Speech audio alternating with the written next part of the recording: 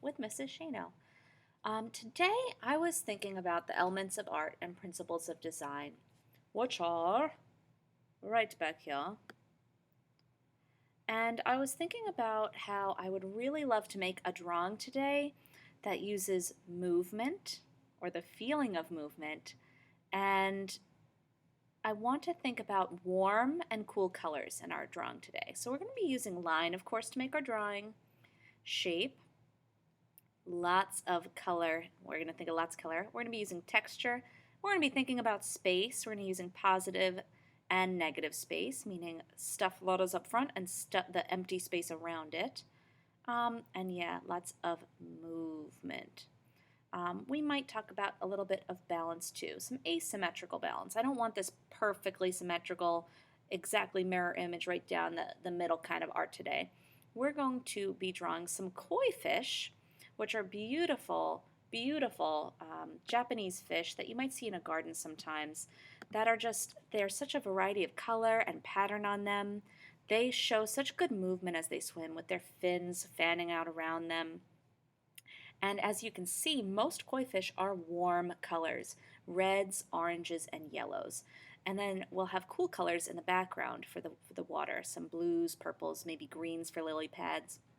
So without further ado, let's make a beautiful koi fish drawing that is full of movement and warm and cool colors. I'm feeling strange today. Don't mind me. So I'm going to be drawing here on Clecky.com. It is super fun to draw on Clicky.com if you haven't before. Give it a try. Or maybe you prefer drawing on paper, which honestly I prefer drawing on paper too. I always push myself to draw on Clicky.com so I can get better at digital drawing. Most artists nowadays they work digitally. I know for Disney, Pixar, many magazine, video game artists, they all work digitally. So I'm challenging myself. Always good to give yourself a challenge sometimes. I'm going to start with a brush tool in black. So if you're working on paper, grab a pencil, good old pencil. And we're going to start thinking about how we want to lay out the composition of our koi fish. So I think I want to put more than one koi fish. I'm thinking I want to put 3 koi fish. I always love a good odd number of things. Odd numbers are just usually more interesting. I can stagger maybe 1 koi fish here, 1 koi fish here, and 1 koi fish here. I'm imagining my shapes before I even draw them. Drawing is in your head as much as it is on paper. So first things first, I'm going to be looking at what I call reference photos. Most artists will look at photographs or things in real life to help them make their drawing. Not all of us have a photographic memory where we remember exactly what things look like, so I'm looking at different images on Google of koi fish to give me some inspiration. Look, here's a nice handy little detailed drawing of the different parts of their body, which is helpful. All right, I think I'm ready to get started. So I'm going to start by using some swooping lines. Oop, maybe not that fat. Let me get a skinnier line. I want to swoop one fish kind of swimming up off the page. I'm going to have one of my koi fish kind of on the page up in the middle and 2 kind of going right off the page. In real life, just because you're there, the fish aren't going to make sure they're exactly in your range of vision. So just like in real life, maybe some of my fish are swimming off to the side. You know, they're paying us no mind. They're on their way. So I swooped up, over, and down for this fishy, and down and up for this fish. It's kind of like an oval-like shape. And I'm going to have it fan out again here because he's got fins, big old fins that are going to be flowing right off my page there. I'm going to make his face kind of blunt, meaning almost flattish here. I don't want a pointy face. These little koi fish, they don't have a pointy face. They kind of have a flat little snout with little whiskers. I'm trying to see if I can find one up close. Look at that funny little mouth. They're such funny little fish. So I'm going to leave that there. I'm going to leave this basic shape and feel out where I want my other koi fish. And again, I'm thinking about movement. I want it to look like these fish are moving in all different directions on my page. Some fish swim in schools where they all go in the same direction. Koi fish are not that way. They all kind of go every which way in their pond. So I'm going to have another koi fish kind of going over and down this way. Actually, I'm going to undo that. I want to see his whole body. I'm going to have him boop, boop, boop, boop, boop. See, even teachers, we have to feel out and see where we want things. I might draw and redraw a shape until I like where it is. All right, I think I like this guy being over here. And I'm going to just put an initial few lines for his tail there. You see I'm using a curved line to show all the many fans of his tail. And I'm going to erase and adjust this. Basically what we're doing right now is sketching. Sketching is kind of like feeling out where you want your lines. You might change your mind a million times before you settle on the shape you really like. And you know what? I might not do 3 koi fish. I might do 2. I think I'm feeling 2. I'm not sure. Anywho, let's put his flat little mouth. I want to connect it there. Alrighty. And see, I'm just sitting here thinking, I'm looking and I'm asking questions in my head right now. I'm saying, okay, I have 2. I've got some asymmetrical balance. I've got a smaller one, a larger one, an empty space here. Do I want to put a third guy squished over here? Do I want to put a different object over here, like a lily pad? I'm not sure yet, so I'm going to stop. These kinds of conversations, internal conversations, are conversations you should be having with yourself when you create your own drawing. Now, obviously, you're following along with mine, but maybe you're changing your drawing for mine. Maybe you don't like where I'm putting my fish, and that's totally fine. You might have better ideas than I do. I'm a little stuck right now, so I'm going to put the other body parts on my fish and see how I feel and where I want to go from there. So I'm going to go ahead and put the 2 little side fins on this koi fish. Now I'm pretending, I'm imagining I'm looking at the pond from above. So I'm looking down at these fishies swimming around. So his top fin is going to look a little funny. It's going to look like this long, skinny thing. I'm going to put a little wiggle to it. Again, some movement. These fins sway and move in the water. So there's going to be bumps and movement to that line. I'm going to put some texture on these fins. They have little ridges and lines on them in real life, and I'm going to put them on my fins too. It just makes them look more realistic, more interesting, adding that texture. His 2 eyes are going to be pretty wide set apart pretty wide on his body. So I'm going to zoom in and take a good look at that while I'm drawing it. And just 2 simple little circles here. 1 and 2, about the same size. And then a circle within a circle for his eye. 1 and 2. And then when I color it, I'm going to leave a little part of it white for a little highlight in his eye. He looks so silly. I love it. Now, koi fish have these little whiskers. I'm going to draw those little whiskers. They're so fun to draw, like a little mustache. And I'm just going to clean up the shapes I have here now. I think I want to make this more even, his mouth. Again, when you're drawing, you adjust and readjust, draw and redraw, till you get the shapes and lines that you like best. Art is a conversation with your paper. It is an exploration. It's a journey. So don't get frustrated if you don't like it right away. There are so many works of art that I create that I hate for a while until I realize, oh, it needs this, or oh, maybe I can add variety here. Maybe I need warm colors here or cool colors there. Maybe I need to add more contrast so that certain areas pop. Maybe I need to bring unity to it by, if I have red in one area, bringing red other places. Or if I have this kind of shape somewhere, maybe I add that shape in other places. Unity is a feeling of wholeness in your work. Basically, again, just thinking about those elements of art and principles of design and asking myself, what can I do to make my artwork more successful, more interesting? Right now, I'm in the beginning stages of my drawing. All right, so I've got basic shapes for Mr. Koi Fish here. I'm going to move on to Mr. Koi Fish right here before I decide what I want to do with this empty space here. Now, I'm imagining that this koi fish is larger because he's swimming higher up than this fish. We're thinking of 3D forms, fish, in a 2D flat drawing. So if this is a 3D fish and it's swimming above this fish, it would be overlapping this fish. It would be in front, on top of this fish.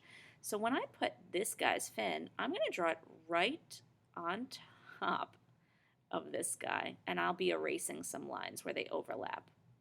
So let's see how I like that. And if I don't like it, I could always put it back.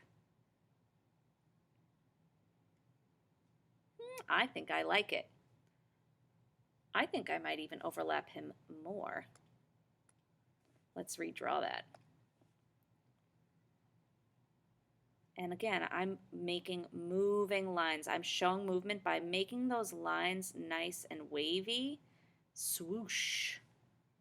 It makes it look like the water's just making those fins flow, or the fishy is pressing into the water to push and move forward, and those fins are just moving along in the water. Going with the flow. All right. Yeah, I'm having fun with this drawing now. Overlapping shapes can help your feeling of space be more realistic. Don't mind my classroom if you hear the sounds back there. The pipes are very noisy. Don't know what's going on in those walls. I always tell the kindergartners there's a monster in there, but then I tell them I'm kidding. I don't want to scare them. Alrighty, so one fin. I do need another fin. Even though I said I want some asymmetry in this drawing, fish, like humans, are pretty symmetrical. What is on one side of the body is on the other side of the body. So I'm going to go ahead and float another fin over there, moving backwards away from the fish, because as the fish moves forward in the water, the fin will be moving backwards away. So there's 1 and 2. I'm going to put more fun flowing lines right off the page with this fish's tail here. I'm going to leave that line though. I think having some overlapping wavy lines here, maybe it's not the most realistic thing. Like if I look at a koi fish, its tail is all connected. I'm not drawing the tail exactly as the photographs look, but that's the beauty of art. You can kind of do your own thing and change reality however you want. So however you want to draw this fish's tail, whatever fun moving lines you want to add, go for it. Have fun with line. I mean, I love line. Line is my favorite element of art. I just love drawing. It just really helps me relax. I have so much fun exploring different lines and making different textures with those lines. So go ahead and play now. Put in some lines to show movement and texture on your fins. Whee! Remember movement. Movement, movement, movement is the name of the game in this work of art. Awesome. Yeah, I'm liking this. Time for your whiskers, mister. I'm zooming in. If you're working on paper, just really hone in, look carefully at the part you're drawing. The beauty of a computer is I can, oh my gosh, I can't talk. I can zoom in, I almost said zone, zoom in and zoom out, but that can be tricky too. Sometimes my brain gets confused when I zoom in and out on a computer. I definitely find it easier to draw on paper. My brain just understands paper more, and maybe your brain's the same way as mine. Again, I'm drawing on my computer because it's easier to make a video this way, and it's also a challenge for me. I'm teaching myself while I'm teaching you. It's important to be a lifelong student. I want you to find what you love in life and always learn yourself. There's his whiskers. And again, I put some movement. They're kind of whoosh and swooshing across my page. And I think as I'm putting these two fish here, I'm definitely getting an idea of how I want to finish up my composition. And again, a composition is your work of art, how it's laid out on the paper or page. I think I want to put just the tail of one more fish here and a little bit of a lily pad here. That's what I think I'm going to put. So like I said before, I got stuck, so I worked on the details of one part that I knew I liked and then fleshed out the rest of my drawing, and now I know. It's helping me figure out what to do. So if you ever get stuck, go work on a part you know what you're going to do with. It'll help you, I promise. All right, so over here, I'm going to put, I think, just a little nubbin of a tail here. And then just, I don't know what shapes I want yet. Let's try again. There we go. And I'm going to have this tail under this fin. Again, we're thinking of overlapping shapes, and I'm playing with fun, wavy lines and texture. Movement, I should say. I'm going to add the texture in a second. Texture is how something feels. So this little fish tail, it's going to have ridges and lines on it. So I'm going to go in with that texture now. I'm going to have fun with that. Like I said before, I love texture. I love line. I'm having fun adding in my fun, wavy, moving lines. The one thing I really don't want you guys to be doing on your fishtail is making straight, boring lines, because those fishtails, they are moving and flowing in the water, and the only way to make them look like they're moving and flowing is by making them have some curved lines. Curved lines make you think of movement. Straight lines make you feel like things are totally still, unmoving. All right, so there's one fishy floating away, swimming away, one fishy moving this way, fishy moving that way, further down. And now just, again, I'm imagining I'm looking down at the pond. I'm going to use a quarter circle kind of shape over here. I'm going to go swoop, ridge, notch in, swoop out, and over. There we go. So that's like the corner of a lily pad. Maybe I'll put another bit of a lily pad up here. Whoop, boop, boop, boop. And maybe I'll do another one here. Swoop. Look at that. Oof, I'm loving this composition now. There's a lot going on, a lot of movement, a lot of layering. It's becoming very interesting with my lines now. This poor guy is blind though. He needs some eyeballs. Stat. Whoopsies. Let's move him over. And I'm going to draw his two eyes. One eye here, scoop. And I'm drawing more of an oval than a perfect circle. I don't really need a perfect circle there. Boop, boop, boop. Remember to leave one little white spot for a highlight. And another eyeball over here. Actually, I'm going to change the angle of that eyeball. I'm going to angle him like that. You angle your eyeballs however it feels best to you. There's number 2. And they have like weird little notches. It looks like a nose, even though they breathe through gills. I have no idea why they have those 2 little bumps there. You'll have to look it up in a science book or something, but I have noticed in those photos. Where's one up close? Oh, look at him, he's eating. How funny. Where's a nice picture up close? They've got little bumps and ridges near their mouth, and it looks almost like little nose bumps. You can see here, like little bumps near the nose. Don't know why, but they're adorable. Back to clicking. All right, back to my drawing. So now I'm going to put the top fin on this guy. Would help if I put my picture in the middle of my page. Here we go. So we have been working on our line drawing for most of this class already. Whether you're drawing in class or drawing for fun on YouTube, most of this video now we've been just working on line. Most artists, they spend a very, very long time on their sketch or their drawing before they add color. It's kind of like a blueprint for the rest of what you're going to do. If your drawing or your layout stinks, the rest of your drawing will stink. So planning out where everything goes is just the most important part, unless you're working just on painting an abstract work of art. But when we're using line, if you're using line at all, that is the most important thing you're going to be doing. Now, the last bit of texture I'm going to be adding is the hint of gills on the side of this fish here. 1, 2, 3. We know it's a fish. It's going to breathe underwater. Maybe a hint of some there. And I am going to put some scales, but I want to add color first because I definitely want this front fish to be one of the, oopsies, wrong one, one of the splotchy fishes here where you see white and orange, or maybe I'll do yellow and orange or black, yellow, orange. I don't know yet. I'll see where my coloring takes me. So I'm going to go in and start with color. And remember, we're thinking about warm colors for the fish. Koi fish are warm colors, and warm colors are red, orange, and yellow. The cool colors on the color wheel are green, blue, and purple. Warm colors come forward. They're very vibrant. They're the first colors you'll see. If you're looking at something far away, you'll see red, orange, and yellow much easier than green, blue, and purple because green, blue, and purple, they just kind of fall into the background. So with that being said, I'm grabbing my brush. I'm going to go in with a fuzzy brush first. Actually, no. I'm going to go in with solid colors first. I'm going to go in with my paint bucket tool. So again, I click down. Instead of the brush, I have selected the paint bucket. And I'm going to paint a nice soft buttery yellow for this guy back here.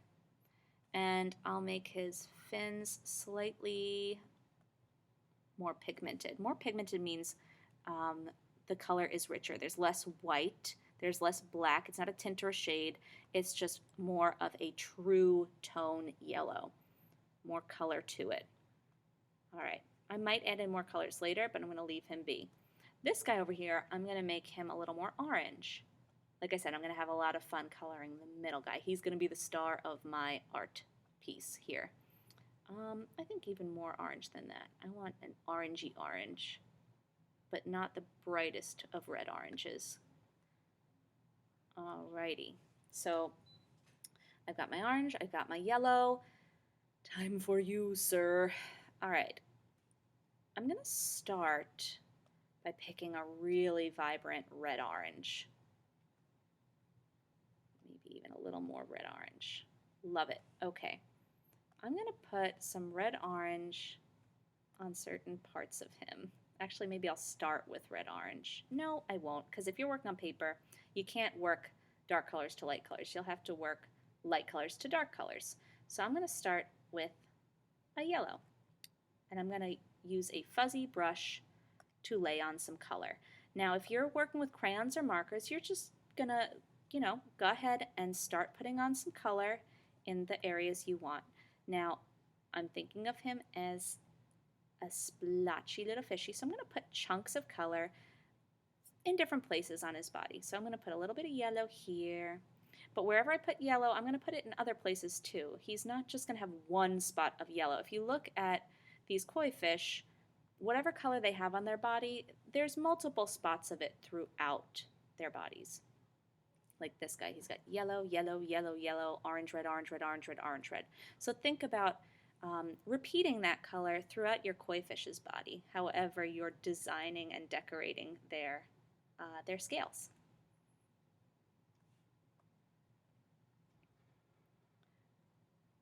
Fun, fun, fun.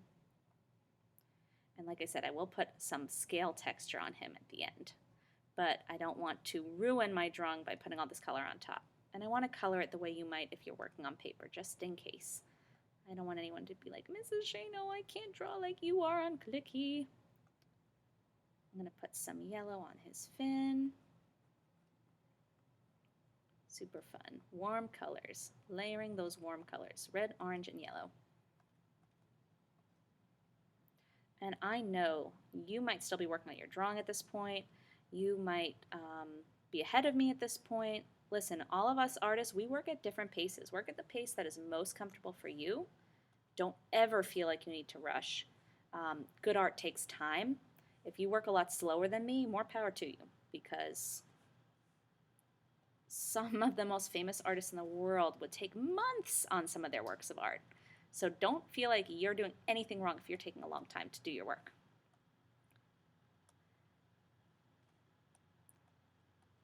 I want you to have fun. That's the most important thing. So I'm going to put my colors on. I'm going to leave a good amount of white too. White isn't a color exactly. It's not on the color wheel. White is what we call, well, not really a tint. A tint is when you add white to a color. White is just white. Black is just black. A shade is when you add black to a color. But white will add really good contrast to our art because our page is going to have lots of bright colors, some dark blues back there once we add in the color for the water, some greens, and having that stark white, that bright white on our page will really help our fishy to stand out. Now when I color in the fins, I'm following with my color the shapes of the lines I drew. Again, those lines were a blueprint, guys. Follow your blueprint. Follow your map here. You drew lines to show you where to lay down color. Don't ignore your lines. They're there to help you. I'm going to put some, oopsies, I'm going to put some yellow on his tail too, if it will let me select my yellow.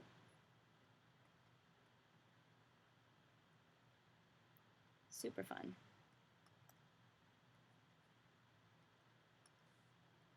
A little more yellow. And a little yellow here.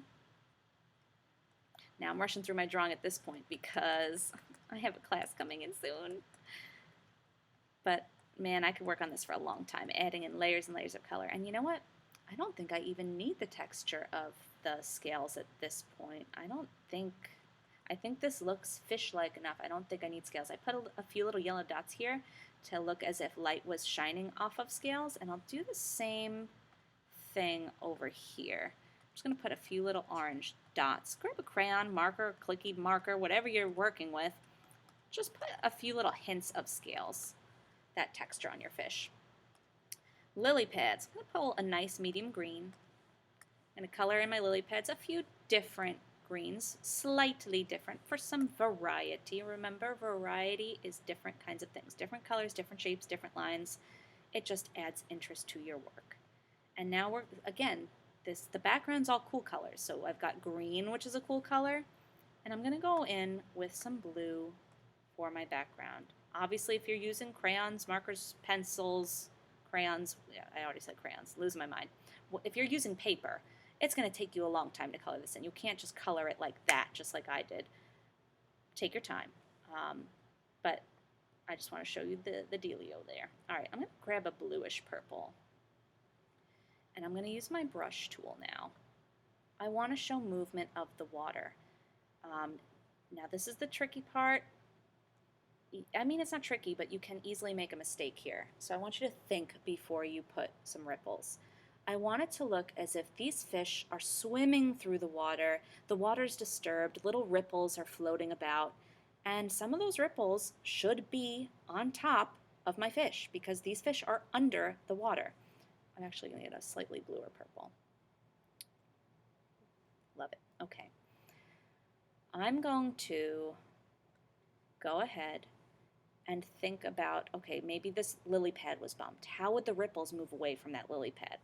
Well, the ripples would kind of follow the shape of the lily pad. And ripples, they start out close together, and then they get farther and farther away. Again, it's movement.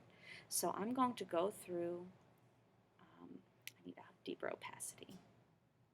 I'm going to put a ripple there, and then another, and then another, and then another, and then another, and then another. Eee. Oh my goodness, that was kind of scary, right? I bet some of you are like, no, why'd you do it? But you know what? Doing that makes my art more realistic. It looks like there's something on top of those fish. Maybe I can use a white too. Now, if you're using crayons, it might be harder. But I'm going to put the hint of some white highlights on the water here with those ripples. Look at that. Doesn't it look like water above my fish? Sometimes putting the final touches in your art can be scary. It can be scary to go right on top of your beautiful drawings. Don't be scared. Even if you don't like it, you're experimenting. We are still learning. We're learning about shape. We learned about movement. We learned about warm and cool colors. We talked about how to have a dialogue, a conversation in your head about where to put your shapes to make your picture more interesting. These kinds of drawings help you practice in a way that is just so beneficial to you. I hope that you enjoyed making this drawing with me. I hope you learned a little bit about how to choose where to put your lines, how to choose where to put your colors. Most of all, I hope you had fun just creating. I will see you guys in the next video. Bye!